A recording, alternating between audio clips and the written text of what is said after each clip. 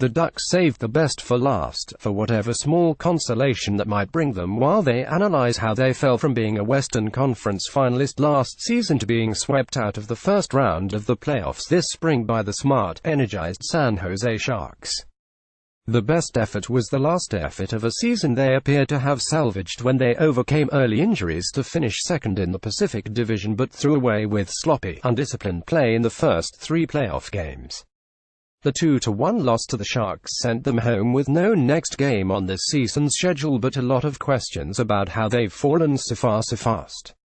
Advertisement: tonight's an effort but it's far from the effort that we need and it takes to compete in the playoffs throughout the series, team captain Ryan Getzlaf said.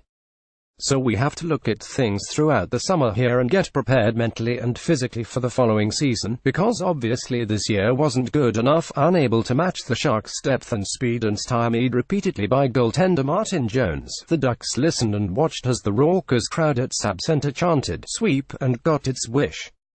Jones was exceptional on Wednesday, stopping 30 shots and holding the Ducks off the board until Andrew Cogliano scored from close range off a pass from Ryan Kesler at 7:53 of the third period to tie the score 1-1. However, the Sharks regained the lead at 9:09 after Tomas Hertl pressured Getzlaf into making a bad clearing pass and then redirected Marc-Edouard Vlasic's shot from the left point past Ducks goalie John Gibson. Jones stopped 128 of 132 shots in the series by the Ducks, whose traditional truculent and heavy game is no longer a key to success in a league that now values balance and speed. The Sharks outscored the Ducks 16-4. This definitely was our best game but it still wasn't enough, Corey Perry said, and it's tough because you play this way the first couple games and you never know what can happen.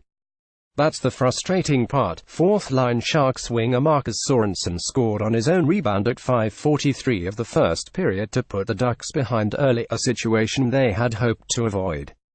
The Ducks got the puck past Jones at the end of the second period but after the clock had run out, Rickard Rakell rifled a shot past him 27 seconds into the third period but a challenge by the Sharks was upheld because Perry was offside on the right wing. They persisted, putting behind them their awful performance in an 8-1 loss in Game 3, but they couldn't overcome the Sharks' grit and defensive diligence. We responded. We never gave up after the Game 3 result, Getzlaf said. But ultimately we have the same fate. It was the first time the Ducks were swept in a playoff series since 1999. This was the 26th series after that.